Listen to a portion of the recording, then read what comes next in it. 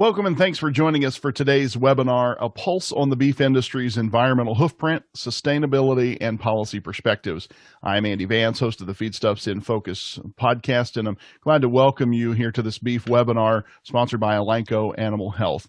We're going to be speaking with some of the leading experts in the industry about what I think is a pretty important topic, environmental stewardship and the future of sustainable beef production. We'll include an overview of the current state of policies and what we can expect from a new administration in Washington, D.C., as well as the impact of cross-industry partnerships to expand conservation and sustainability efforts for years to come.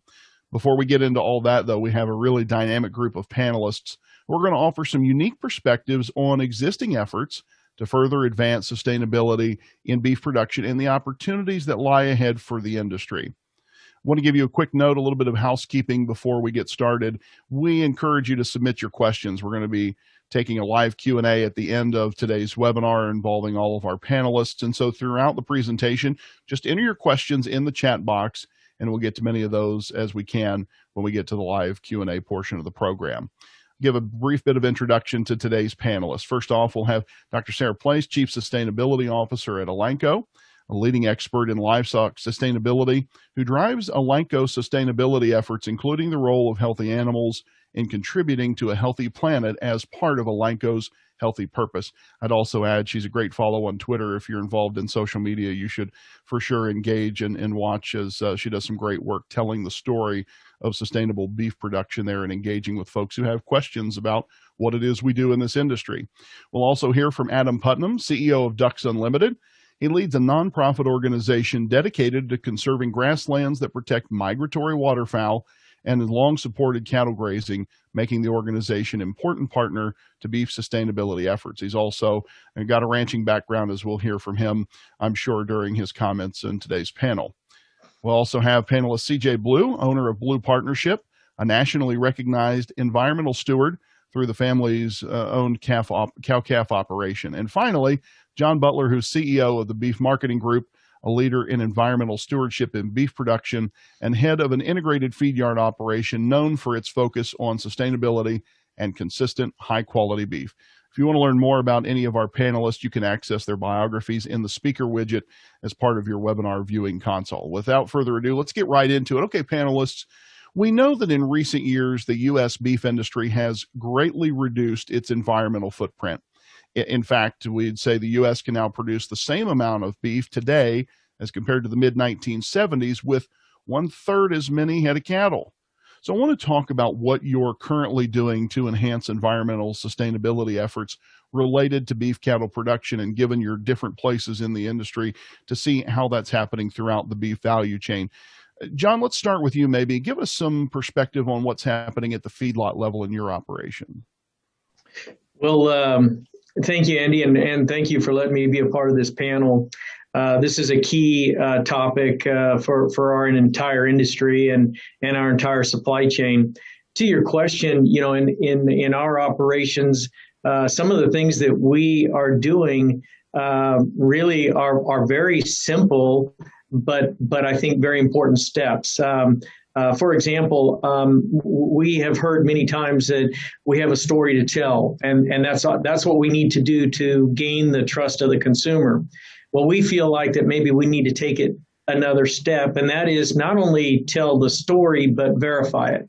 So we've put in place a number of processes in our operations to validate that we're not just doing the right things, that we're verifying it, and that allows us the chance to really measure and really do some things in the space of continual improvement.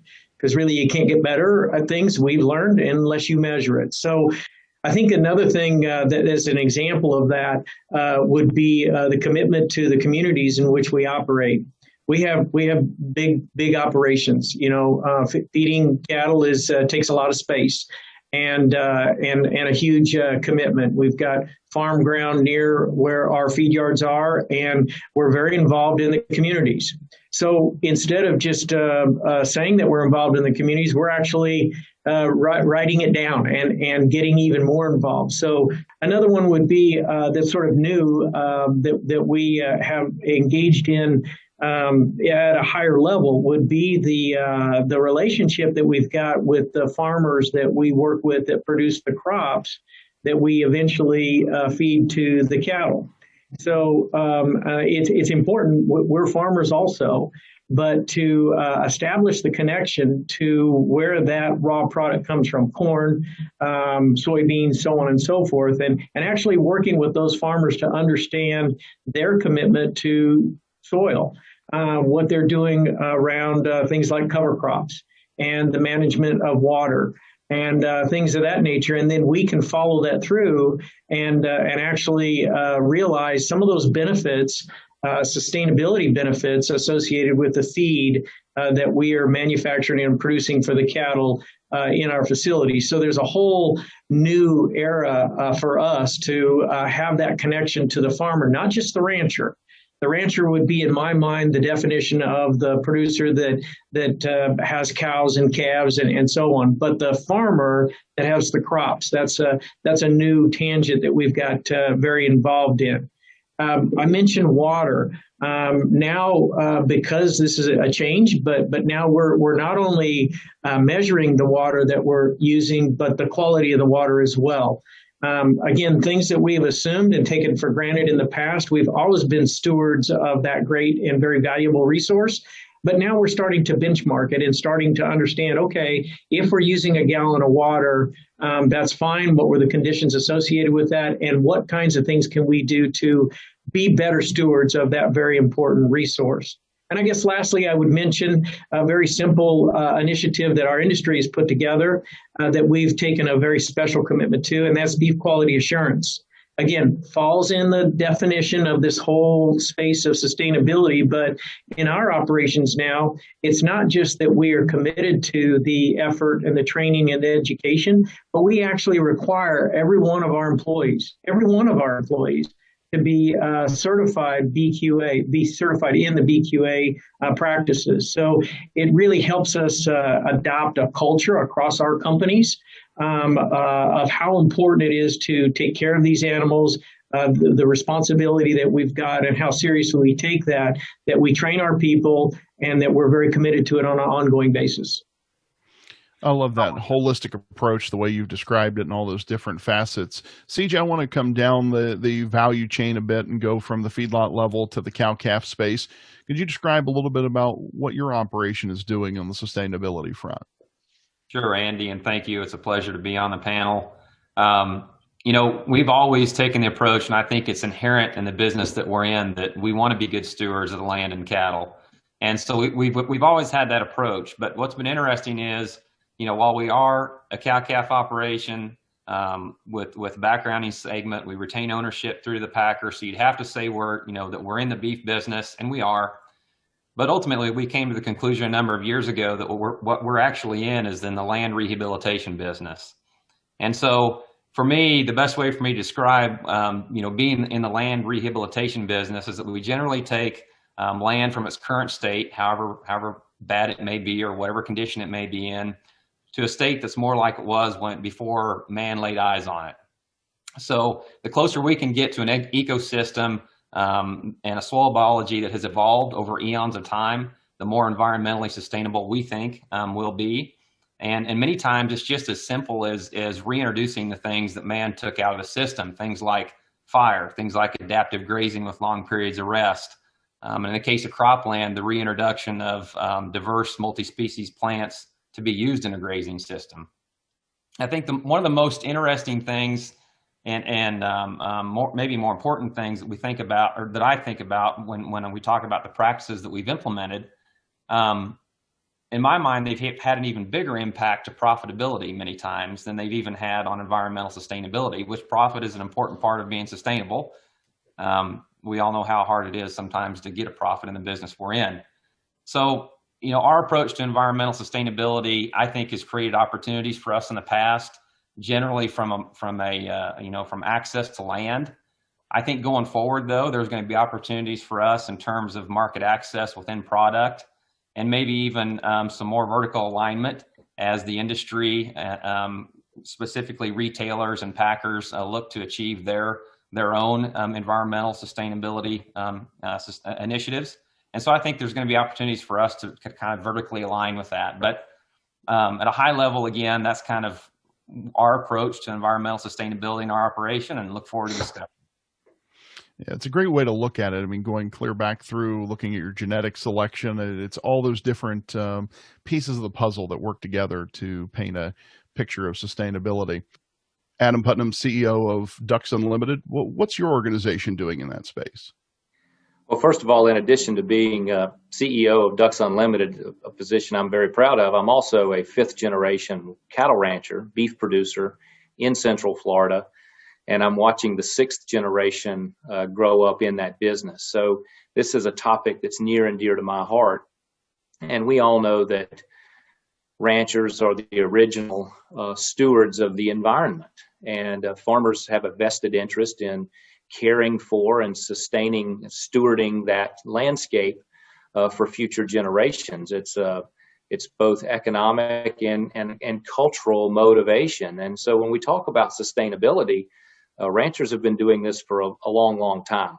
We know at Ducks Unlimited that ducks and cattle are highly compatible. In fact, when we're looking at conservation projects and restoration projects, ranchers are a go-to partner. Those working lands that pay taxes, support jobs, feed the planet, also are the most productive spaces for waterfowl and wildlife habitat.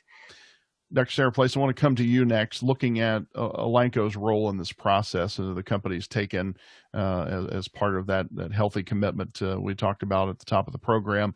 Sustainability has become a really high-level piece of the puzzle, and obviously your role is focused directly on that. So could you describe how Elanco is getting involved in helping the industry maintain, improve, expand, grow its overall sustainability? Yeah, thank you. I think what we've heard, from the other panelists is just how much great work is going, and what we really view ourselves as kind of that partner and that supporter in this excellent work that's already happening within the U.S. beef industry. As we mentioned, Elanco Healthy Purpose, what it's really focused on is that relationship that we know and think is incredibly important around One Health, that we know that healthier animals mean that we have both healthier people and a healthier planet, right?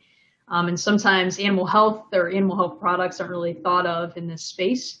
But that's a lot of what we do, is whether it's through directly improving the health of animals or essentially the efficiency at which we can convert natural resources into human food is super important in this whole process, right? So from Elanco's perspective, we think about, of course, the services that we can provide in any way that we can help from that perspective, from a standpoint of, as folks have questions and as they're going along their journey from a sustainability standpoint, we're a partner and a resource there, but also through our products, right? And that's a key thing, right? If we think about how we can affect sustainability and how we improve further, and that continuous improvement framework that's been brought up, that's incredibly important, right? So we need new innovations, new technologies, new techniques, new practices, new ways of thinking about things, as we've heard from the other panelists, right? For us to keep on that path of keep getting better and be able to make progress that's actually measurable, right? So there's a lot of examples there of different products, and a key one that we're really excited about that is actually the first of its kind from a standpoint of actually having an FDA approval claim around an environmental outcome is called Experior, which is for finishing cattle for the last 14 to 91 days to improve the environmental outcome of reducing ammonia gas emissions per pound of live weight or per pound of hot carcass weight. So that's something that's an actual tangible outcome, an outcome based, and something that we are really interested in. And it's also a part of a bigger portfolio, right? I think that's, again, that to emphasize what we view this as is we're going to be a part of this. The whole industry is going to be working together on this. And that's where our healthy purpose is all about: improving the planet, improving protein access and protein meal availability for people, and doing that through science and innovation. Yeah, it's an exciting time to see the product side be able to support that effort and actually have, as you noted, tangible environmental outcomes is a pretty exciting development, and look forward to seeing more of those in the future. this concept of environmental sustainability is big and complex, to put it mildly, and I think sometimes we struggle even just to define what it means. Breaking it down a bit, I want to ask each of you about the focus areas or subtopics that fall under this broader umbrella of environmental stewardship that you think will become increasingly important to beef producers in the years to come. And Dr. Sara, maybe let's start with you and get your perspective on that as somebody whose sole focus is environmental sustainability in the context of animal agriculture. What are some of the focus areas you're most tuned in that will be increasingly important for us in this industry? Yeah, so I think we've heard some great examples already of work that's happening and measured outcomes in all the different areas of sustainability. So of course, sustainability is about economic viability first and foremost, right? Environmental stewardship, social responsibility, but we see a lot of attention, of course, on the environmental pillar, if you will, of sustainability. So some of those key things that I think are going to keep developing in the future are getting to more outcome-based measures when it comes to environmental impacts. So whether that's air and greenhouse gas emissions, which is something that we see as a priority, even with the U.S. Roundtable for Sustainable Beef, right? That is one of their high priority indicators of sustainable beef production. I think that's where we're going to see a lot more innovation and change. There is how do we actually both better document and then again have innovations that can actually move the needle on those outcomes that are definitely important to society and important to end users, consumers, and investors. Adam Putnam, CEO of Ducks Unlimited. What's your organization doing in that space? At Ducks Unlimited, we really view this as an opportunity to be a trusted tailgate partner with ranchers to evaluate what they're already doing that's sequestering carbon or reducing the level of nutrients that are leaving the farm or contributing to any number of ecosystem service benefits, and give suggestions on modifications to those production practices that would help them score higher, for lack of a better way of describing it. And I think it's inherent on the supply chain partners and on government, should there be a new regime imposed, that they recognize those efforts on the part of the producer and reward them for that, as opposed to just demand that they take a certain set of activities and that are going to impact their profit margin and impact their costs of doing business.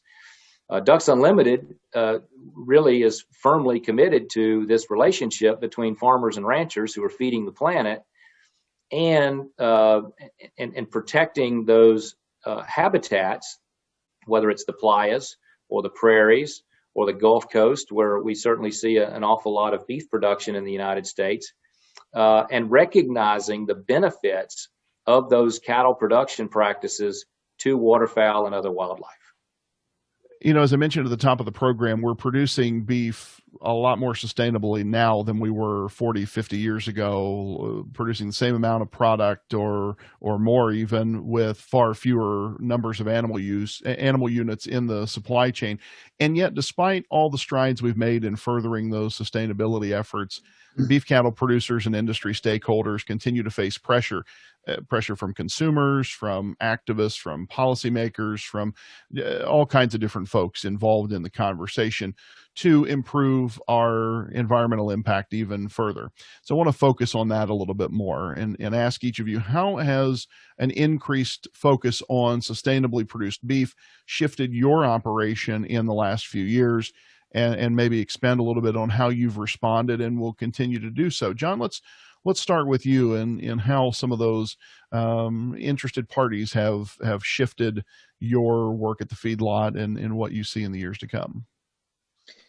Well, it's a really interesting question, and I'll answer it perhaps in a little different way in reference to the impact at the feed yard. But the pressure has really, in my opinion, created an opportunity. And that opportunity centers around greater alignment. So I'll give a couple examples. One would be we work with a number of end users in our business, and one would that I'll call out here because it directly answers your question would be the Wendy's organization. And Wendy's has got a lot of pressure coming from their consumers in the sustainability space, including animal welfare and the use of antibiotics and so on and so forth. And because of that, they were reaching out to that they've never done before to reaching out to where their product comes from and what kinds of things could be done to answer the questions that their consumers that are coming into their franchises are asking. And so it created a great opportunity for us because we happen to be in a bit of an aligned kind of a supply chain with a processor, Tyson, that we work with. And so what we ended up doing is we connected the dots. We connected with the Wendy's organization and things along the lines of animal welfare were very important to them. Things along the entire sustainability conversation were really important to them, and we could help them answer the question through some of the practices that we put in place at the feed yard, through some of the requirements that we've got in terms of best management practices and how we take care of the cattle and our commitment to transparency and so on and so forth. And all of a sudden now, because of this pressure, we have a new aligned relationship that, back to the point Sara made, actually will turn into greater value for the entire supply chain. Yeah, and I love that approach because I think too many times we maybe want to grouse and kibitz about the pressures from the consumer and just want to be left alone to raise cows. But if we can turn it into an opportunity, that's huge. CJ, yeah. I want to turn to you for a moment and get your perspective. How does that, and you mentioned the cow-calf background, and you're involved in multiple segments of the beef production chain, but I want to get your perspective and how that aligns with what John talked about, how those consumer focuses, we'll say, if we don't want to call them pressures, have shifted your perspective on the beef production cycle.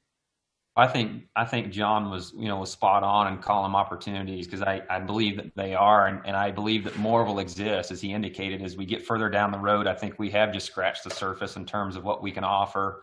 If we think about our industry and how segmented it has been typically in the past, I think that may be some of the the pressures that we're getting. They're asking us to align more closely than what we have. But some smaller things that I think we've done, we are BQA certified, and I think we would have done that irregardless, and most of these we would have done, I think, irregardless of whether or not we get a premium or we get an incentive to do it, which ultimately we hope that's what we can get. Hopefully we can differentiate ourselves in some way.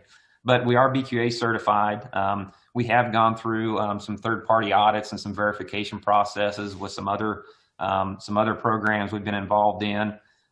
Everything we have is EID'd, so from a traceability perspective, we bought into the traceability thing, wholeheartedly. And so we're going to continue to focus on that. So those are some small things that we've done.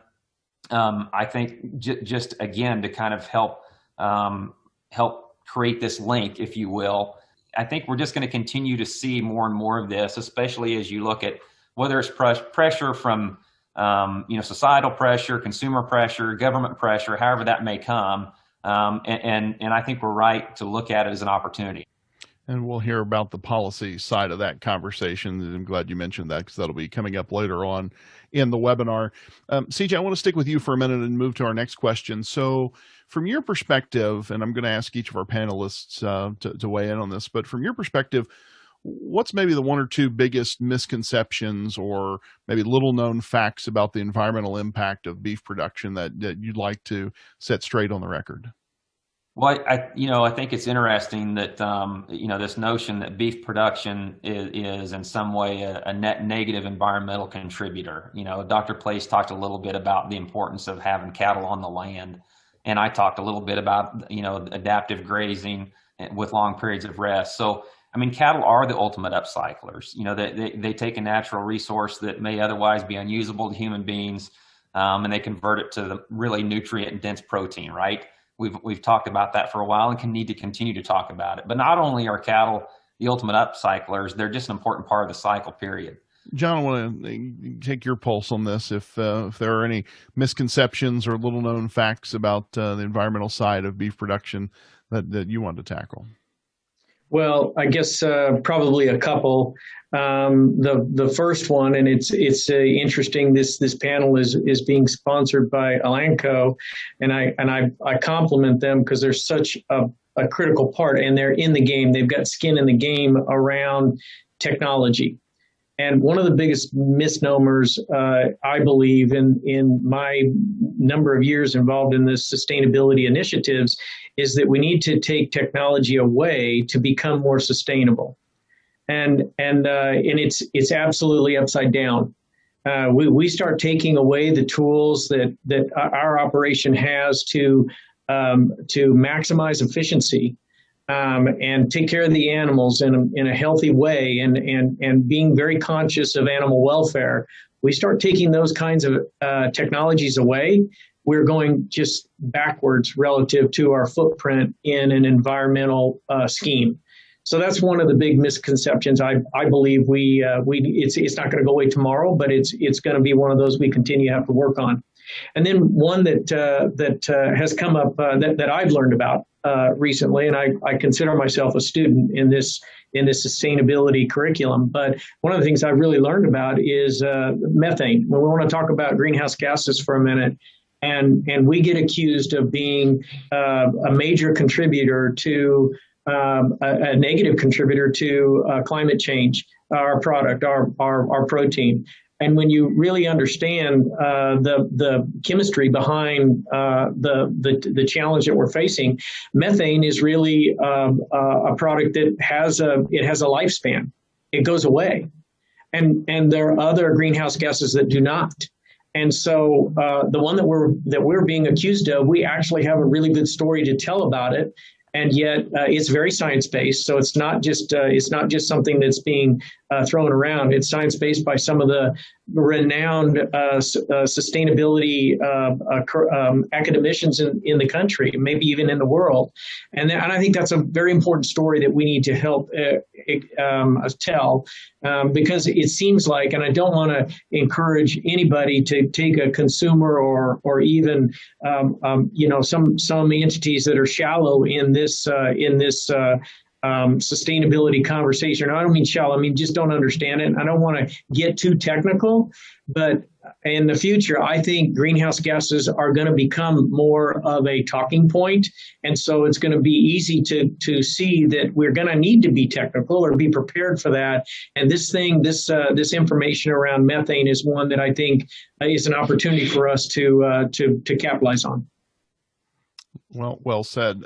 Dr. Place, I want to give you the last word on this. And I mentioned earlier when I was delivering your bio that you're a great follow on social media. And part of the reason for that is because you are frequently engaging with folks on some of these myths and misconceptions and misperceptions. So what do you see out there? Maybe what are the one or two either biggest or most prevalent myths and misconceptions, or maybe the one or two that just grind your gears the most after fighting the good fight for all this time? Yeah. So I think a lot of the points that have already been brought up have been, I would call them part of the greatest hits, if you will, from a sustainability standpoint, right? So I think that upcycling piece that CJ mentioned is really, really critical, because what we see often is folks make an argument that essentially cattle are stealing food from the mouths of babes, if you will, right? That we're taking from the bounty on humanity's collective dinner table with the food resources that we feed cattle. And of course, that's not the case, right? Because again, cattle are spending most of their lives consuming grass, and even when they're in a feed yard, they're mostly eating human inedible plants, right? So that's that key stat for folks to remember, is the whole life cycle of U.S. cattle production, only 10% of what they eat is actually in direct competition with human food, is grain, and mostly corn grain. And when we think about this from a protein upcycling perspective, they make over 2 times more high quality protein for the U.S. food supply than they use, right? Which is an amazing stat, but it's only possible because they're ruminants and they're able to take low quality feedstuffs and have that symbiotic relationship with microbes and make a higher quality product, right? So feed food competition is one of those key areas. And I think this other one that was brought up, climate change, is incredibly important too. And it's kind of related to that. And that's also why we see so much interest in, alternative proteins today. Is there's essentially a narrative out there that beef is just fundamentally unsustainable and that it's a major driver of climate change, right? And I think ultimately what we see is the science doesn't support that, right? There are all these positive benefits. If we look at the balance sheet of sustainability, essentially the conversation's been focused on a few liabilities and we have not been looking at the assets. And I think that's one of the key things is like we need to emphasize some of these key assets from a land management perspective. The U.S. beef industry is part of the climate solution. We're here to nourish people, right? Manage landscapes in a appropriate manner and with benefits to wildlife, water, and air quality, right? But then also, hey, we can be a solutions provider as well. And I think that's one of those key areas where we can talk about sustainability is definitely a big opportunity. There's many different facets of it, but that's a great example of where there's a misconception that can really be turned around 180 degrees to show that this industry is a key solution provider in this space. Adam Putnam, I think you have a really unique perspective on this as someone who works at a conservation organization and also has the proverbial dirt under your fingernails, so to speak. Maybe give some of your insights on the biggest misconceptions about environmental impact of beef cattle production you want to set the record straight on. Well, thanks. I'm happy to. And gosh, there's a long list of misconceptions out there. The first misconception is that going back to an old McDonald's farm type world where agriculture is just a living history museum that you take fourth graders to visit is not going to feed the planet. We have 10 billion people on Earth and we have to feed them. And American agricultural efficiency is both the best way of feeding the planet and it is the most sustainable way of feeding the planet in an environmentally responsible way. The majority of endangered and threatened species that are listed in the United States occur on working agricultural lands. As we've said earlier in the panel, ducks and cattle are symbiotic on the landscape, and the nesting grounds that are also prime grazing grounds on the prairies, in the playas, throughout the Midwest, throughout the Great Plains are both good for wildlife and waterfowl and good for producing beef. And the American rancher is a highly efficient producer. As has been said earlier, they're producing more pounds of beef on fewer acres with less of an environmental footprint than we were a generation ago, much less 2 generations ago.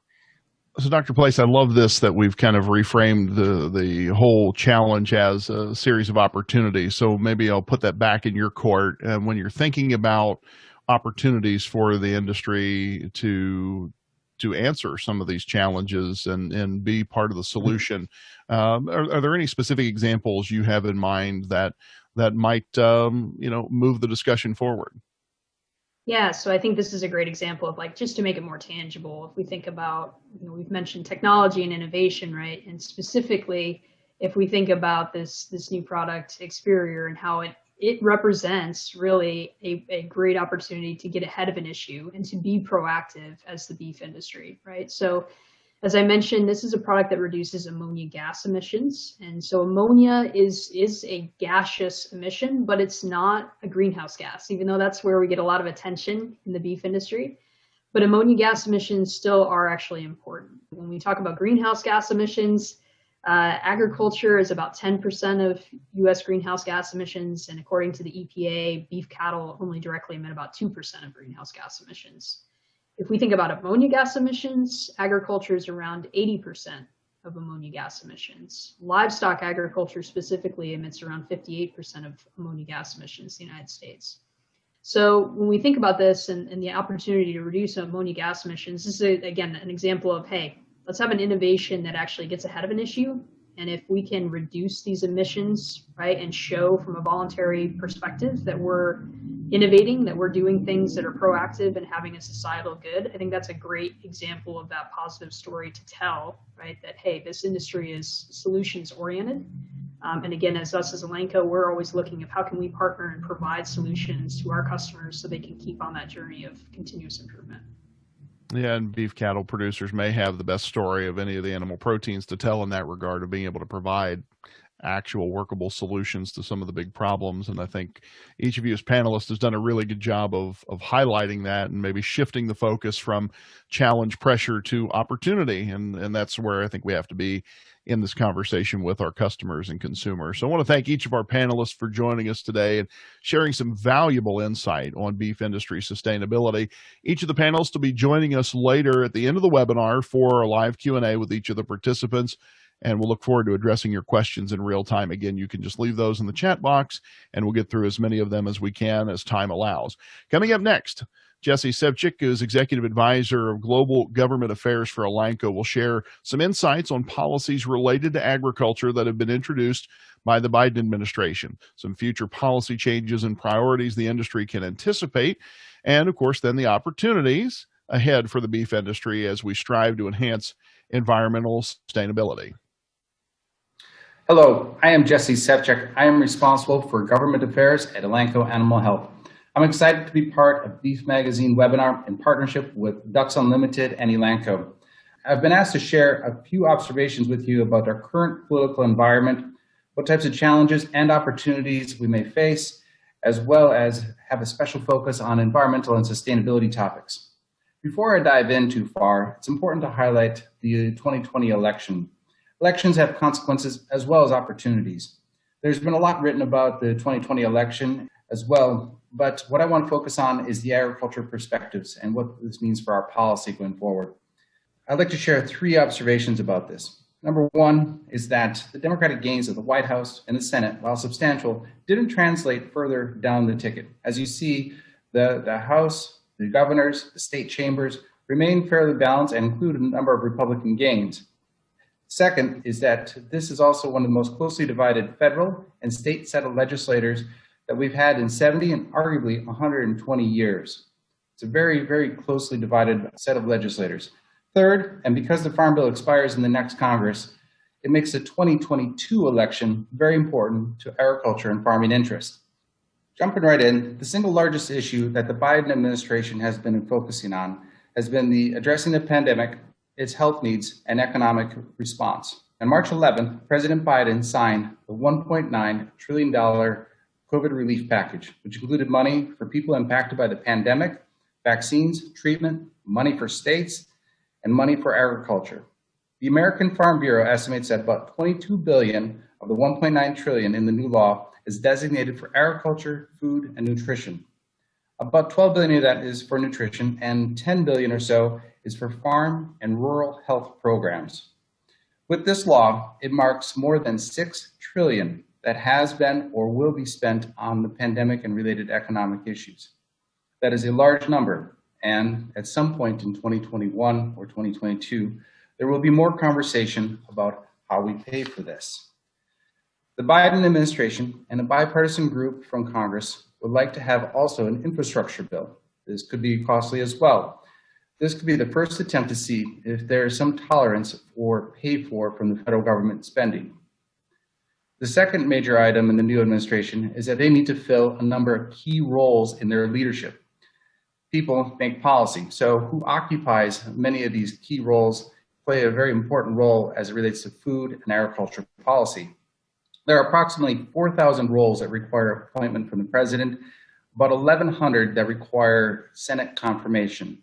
3 individuals that I'd like to highlight are, first is the appointment of Secretary Tom Vilsack to lead USDA. He comes to this role after leading the U.S. Dairy Export Council and also previously being President Obama's Secretary of Agriculture. His experience in the dairy and export space should be very positive for beef producers as well.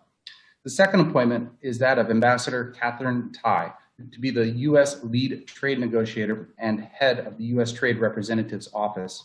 Ambassador Tai is very familiar in trade policy circles, and she was most recently Trade Counsel for the Ways and Means Committee in the House. The chair of the Ways and Means Committee is Richard Neal, who is very familiar with livestock production and has a meat packing in his district in Massachusetts. The third is Administrator Michael Regan to lead the EPA.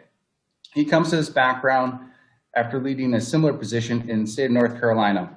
While he is familiar with the livestock community, his 2 large priorities are climate change and environmental justice. All three of these have been confirmed by the Senate, and we anticipate additional announcements for the next tier within each of their agencies and departments any day now. Moving on to sustainability. A major initiative of President Biden is tackling climate change. There have been several actions by the Biden administration already. The most notable signal has been for the administration in the US to rejoin the Paris Accord and launching also a government-wide plan and strategy to address climate change and sustainability. The executive order shown on the screen and outlines the directions for his government to prioritize climate change mitigation and sustainability. It calls on departments and agencies to hold consultations and submit a plan to the White House on how their agency will address climate change. The USDA has asked for comments to their strategy. Interested stakeholders can file comments between now and April 30th. These comments will inform the USDA strategy, which they are required to report and align with the White House. We see this as an important need for climate and sustainability policy needs to focus on the science-based targets. The outcomes of a productive livestock sector are key to sustainable environmental and economic outcomes. This is a very important opportunity for those of us that care about grasslands, pasturelands, wetland, and beef production in general. Additionally, this is an opportunity to highlight the need for farmer-focused and voluntary initiatives to address climate change and sustainability. There is a broad agriculture coalition working on this, and it's important for all of us to weigh in, either through NCBA or through some of our state livestock associations. This strategy will inform what will occur in the US, but also what the US policy will take outside with foreign countries. We do not want to be at a competitive disadvantage because of a wide range of productive technologies that benefit the environment and contribute to the sustainability of beef production in the US. Briefly on trade. Trade continues to add value to beef producers. There are some estimates that highlight the potential for trade to add about $400 per head of value for beef producers in 2021. For this to happen, we need the implementation of agreements such as the US-China agreement and its provision on veterinary products such as ractopamine. We also need the implementation of other provisions of the USMCA, formerly NAFTA, as well as trade expansion with negotiations with Asian countries, the UK, and also into the EU. It is important for beef producers to help their congressional representatives to be aware of the importance of trade to their business. Whether it is a renewal of negotiating authority or the encouragement to continue to press for full implementation of China and other existing agreements, it is very important to make your voice heard. Related, in the animal drug space, we have the reauthorization of the legislation that regulates us. It's this called ADUFA. We are asking FDA and Congress for some specific trade-related provisions to help enable innovation for livestock and expand trade opportunities, despite the medicines you may use. Also related to trade, is at the bottom of the screen, is the United Nations is planning a global food systems summit. This is a major program and event for how the US and other governments engage in food systems and sustainability issues. There is a real risk for non-science-based thinking to take hold of this agenda and seek to disadvantage sustainable beef production that we know in the US. We can't let that happen. We know that healthy and productive cattle are an important contributor to the sustainable and nutrient-rich food supply. If you are not involved, we encourage you to work with your state cattle associations as well as NCBA and other livestock organizations that you belong to help make your voices heard and be involved in this. Last topic I'd like to touch on is the Farm Bill. While it is not due for reauthorization until 2023, the Congress, before it expires, can have a big impact on what the next bill and policies will look like. It may seem a little early to talk about this, but something we do know is that the White House and congressional Democratic leadership have highlighted the importance of climate change and sustainability across their policy thinking. The House Agriculture Committee has already held a hearing on agriculture sustainability. The combination of these issues should help create some space for a conversation on conservation programs for livestock producers, sustainable food production in general, and how we best can address climate change in a productive way.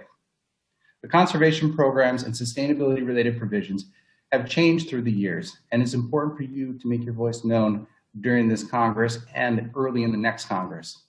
It should also be noted that there is an election between now and the next Farm Bill, and elections do have consequences as well as opportunities.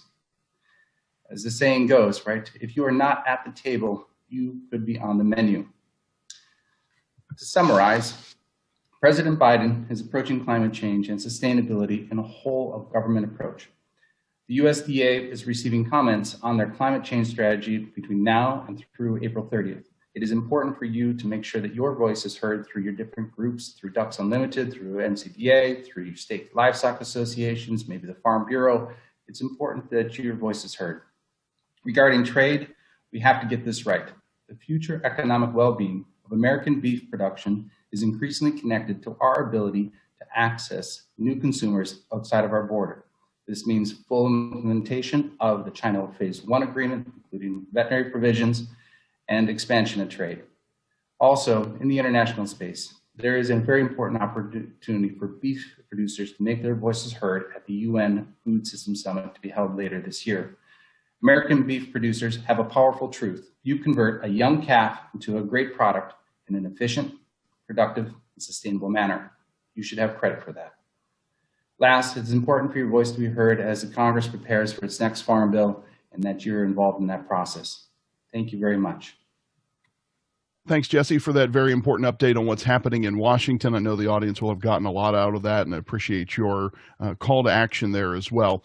Speaking of action, our next segment is an important announcement of something that Elanco is doing to help further a number of partnerships between cattle producers and folks interested in preserving the land and the environment. I want to introduce Elanco President and CEO, Jeff Simmons.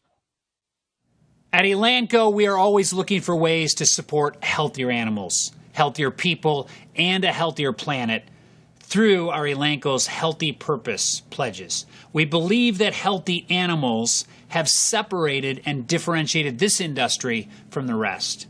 We know that healthy animals are part of the solution to sustainability, not the problem.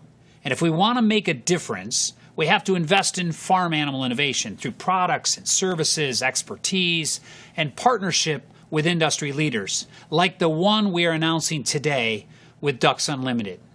We have to have conversations, like the panel of experts you just heard from, that focus on bringing real solutions to achieve health for the planet, animals, and people simultaneously. And by giving consumers what they want, nutritious protein, animals what they need, health and well-being, while using less environment. When we do this, we create this triangle with our industry right in the center. That's why we are here, hosting today's webinar with Beef Magazine, discussing both the tremendous progress made towards advancing environmental stewardship and sustainability efforts in beef production, and the work we still have to do. It's going to be a big decade for the beef industry and sustainability. I want to thank you, to all industry experts who have joined us to talk about the state of the beef sustainability initiatives and the opportunities that are before us. And thank you, all of you, who have tuned into this session.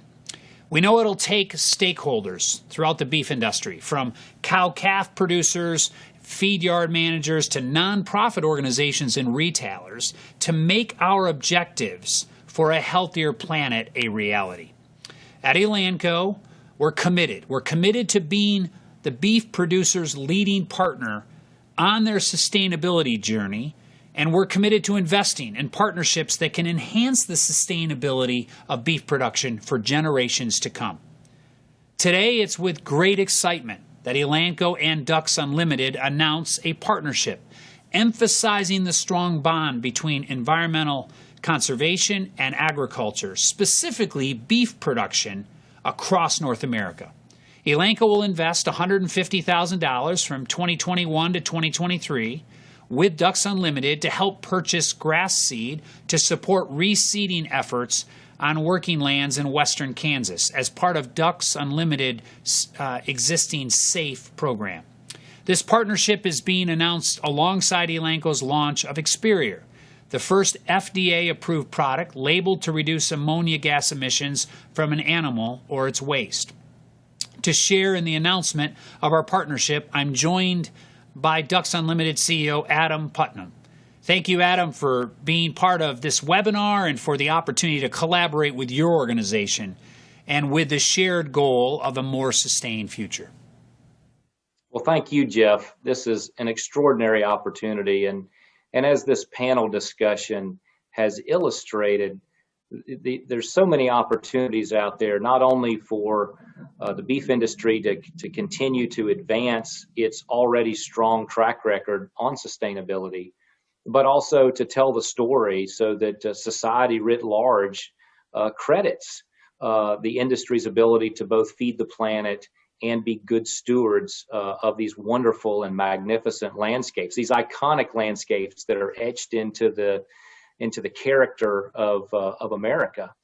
At Ducks Unlimited, we recognize that working lands partners are essential to the conservation success and the natural wonders that we enjoy here in North America. And ranchers are an essential partner in that success. And so this multi-year agreement between us and Elanco represents one wonderful example of what we can continue to do together to both advance the interests of the beef industry and also continue to steward these landscapes. The Playa region of Kansas, where these reseeding and habitat restoration funds will be invested, is a remarkable area, both for its habitat for waterfowl and other wildlife, as well as its value to our cattle partners, to our beef industry partners. And so we're thrilled about this relationship. We hope that it is the first of many, many years of strong partnerships on this landscape and growing these landscapes. And I want to thank you personally for your vision and your leadership to think outside the box and recognize that challenging times require creative solutions. And I know that Ducks Unlimited is honored to be partnered with you as we advance some of those possible solutions. Thank you, Adam. We know everyone here recognizes the important role of healthy animals in continuously improving the sustainability of beef production.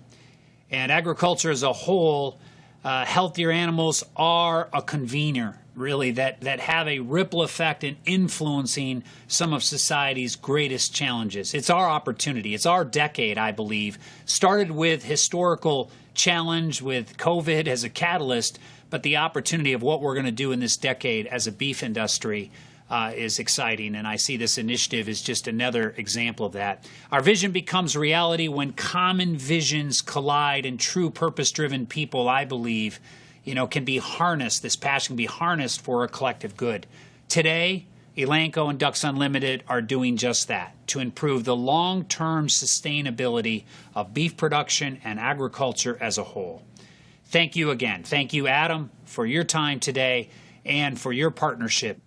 And we look forward to all the great things that Elanco and Ducks Unlimited will accomplish together in the coming years.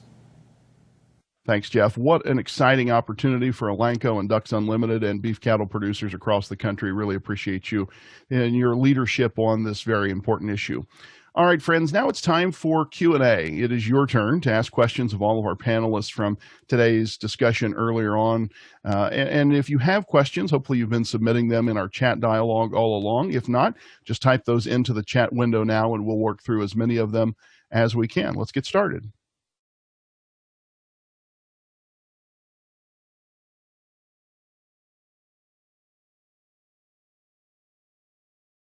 Okay, friends, we have gotten dozens of questions. Thank you for submitting those. You can still do that in the chat widget there, as I mentioned, and we'll get through as many as we can here by the top of the hour. And others that we don't get to, we'll follow up with you after the webinar, so feel free to continue submitting those. I want to start with this question I thought was a good one. Where do we think we stand in terms of consumer perceptions of sustainably produced beef, and how can we keep making progress in that regard? John Butler, I think maybe I'll start with you. What's your sense of where we stand in terms of consumer perception with this concept of sustainability? Well, thank you, and thank you for the question. Unfortunately, I feel like there is a tremendous amount of confusion and at the consumer level in terms of what is sustainably raised protein, and specifically in our case beef. And so I think as we talked about in the panel, and many of the panelists addressed this, that we have to do a much better job of educating what sustainability means, and in fact, as it relates to our protein, beef, how we contribute in a positive way. And I think Dr. Place referenced it, and maybe CJ as well, that this particular machine that we call a cow takes an unconsumable product, a forage, and turns it into protein. And to me, that in and of itself is a part of the definition of sustainability.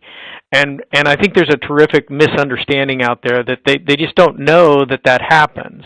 And so to specifically answer your question, I think there's a huge opportunity, a huge challenge that we've got relative to education and communicating directly with the consumer that this is how we take care of our responsibility to produce a safe and wholesome protein.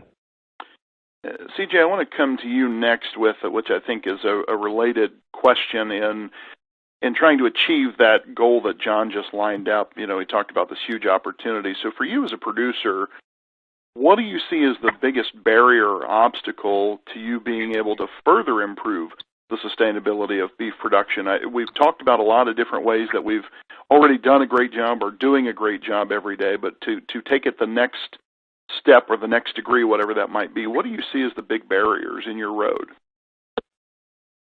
I don't know if I would say that I would see barriers. I think that there's going to be some technologies that come along, many technologies, I should say, that I think are going to continue to come along that will help us with sustainability. I think we've just scratched the surface in terms of what we can do genetically as well. It hasn't been that far down the road that we've started to measure feed efficiency on cattle, and so I think genetics are going to start to affect some of this. So I don't know that there's necessarily barriers, but that's what I look forward to, is just technology that we'll be able to harness and utilize as we go forward. Adam Putnam, I would toss you the same question as a producer yourself. Are there barriers or obstacles that you see to helping that we need to overcome for the industry to be able to further improve sustainability of beef? Well, I think there's the consumer communications piece, and John mentioned this earlier. They're just bombarded by terms that are more marketing terms than they are scientifically valid terms.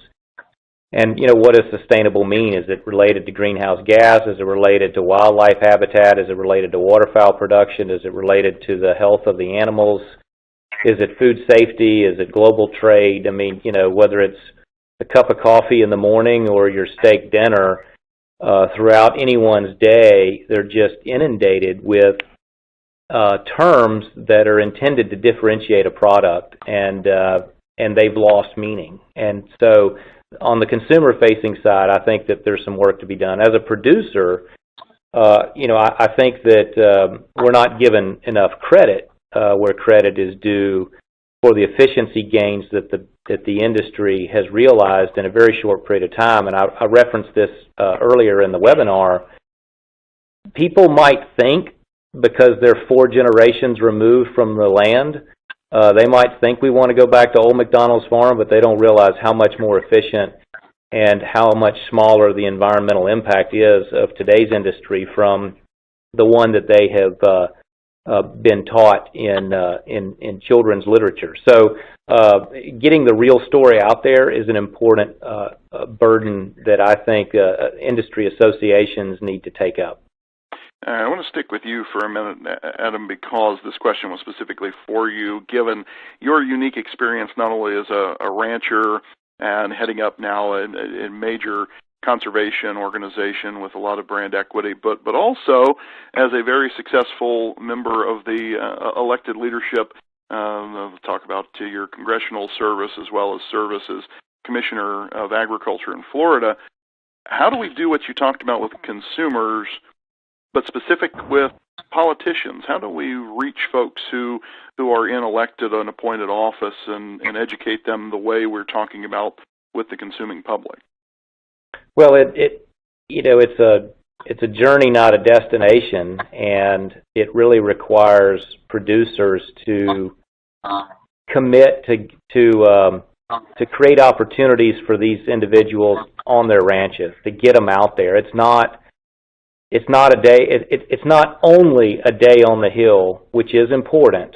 And when the cattlemen get to Capitol Hill, everybody knows it, and that's a powerful symbol of rancher solidarity to go to Washington or to go to the state capitals. But the rest of the year is important also, and creating opportunities for them to see their operation and educate the staff who are feeding good information or bad information to that person who's holding the vote card. And they're typically more available to get out there. So not just setting their sights on a one-off day on the Hill, but making an education continuum for the elected official and their staffers who are the funnel of information for that elected official. I'm going to shift gears. I thought this was a great question from Janine. And Dr. Place, I'm going to toss it to you first.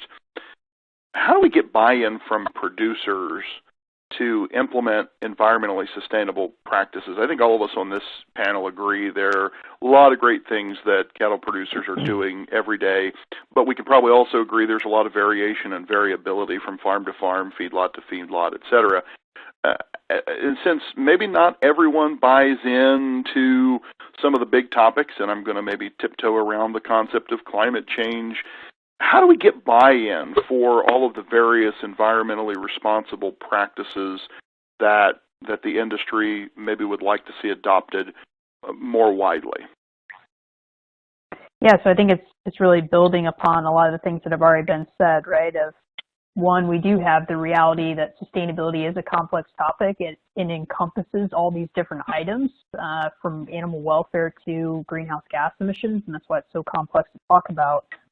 But at the same time, there's tremendous opportunities to have, synergies, if you will, or co-benefits of improving the efficiency of your business's operations and improving the economic viability along with environmental outcomes, right? So a lot of these things that we're talking about, especially as it relates to climate change, a lot of it comes down to, as CJ mentioned, right, feed efficiency, the advancements and the innovations that we can take to improve the conversion of these inedible feedstuffs, right, the plants that we can't eat, into high quality protein.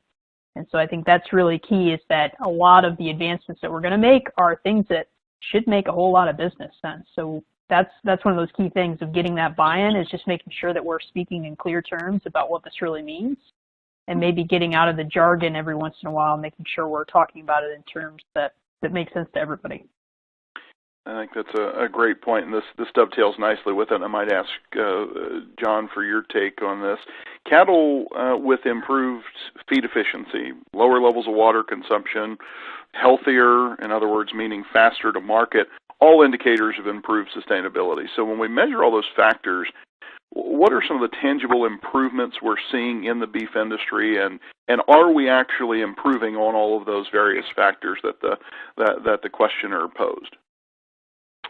Well, yeah, I think I might touch on the question that Sarah addressed also.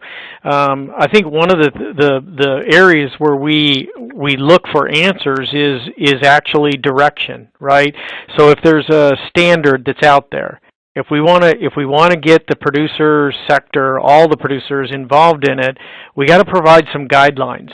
And I would refer to the United States Roundtable for Sustainable Beef that has gone through a lot of work to build a framework for each sector that it's easy to access for all producers if they want some guidelines, some guidance on how to participate and the what, around your question, it's there. And so I think standards is a really important part of the solution. I know we, at the feed yard level, we have a program, I've referenced it earlier, it's called Progressive Beef, and it's about a standard of best management practices.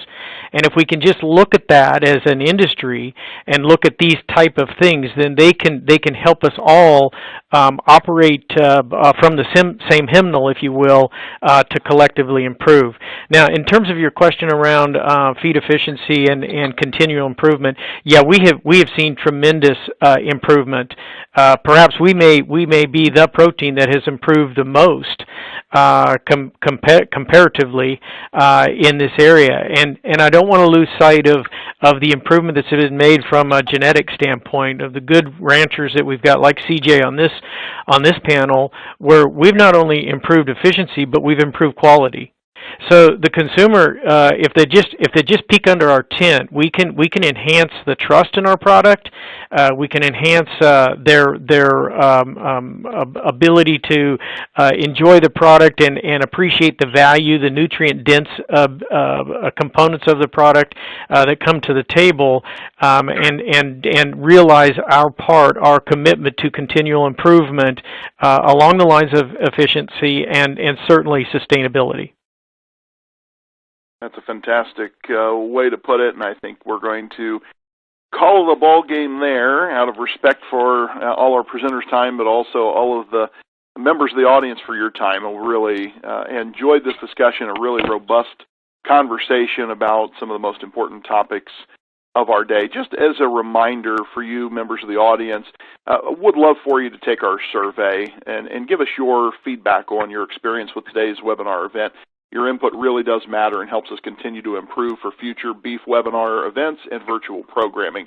Before we sign off, I want to thank our panelists, Dr. Sara Place, CJ Blue, John Butler, Adam Putnam, our presenters from earlier in the program, Jesse Sevcik and Jeff Simmons of Elanco, and double thanks to our sponsor, Elanco Animal Health, for helping put together a tremendous program. Within the next 24 hours, you're going to receive a personalized follow-up email with details and a link to today's presentation on demand. And I would invite you to share that with your colleagues and peers in the industry who may not have been able to join us for today's live event. I'm sure you'll agree this was tremendous content that will add a lot of value to all our efforts in the business of producing beef sustainability from now and into the future. On behalf of Beef and Elanco Animal Health, I'm Andy Vance. Thank you so much for attending, and have a wonderful rest of your day.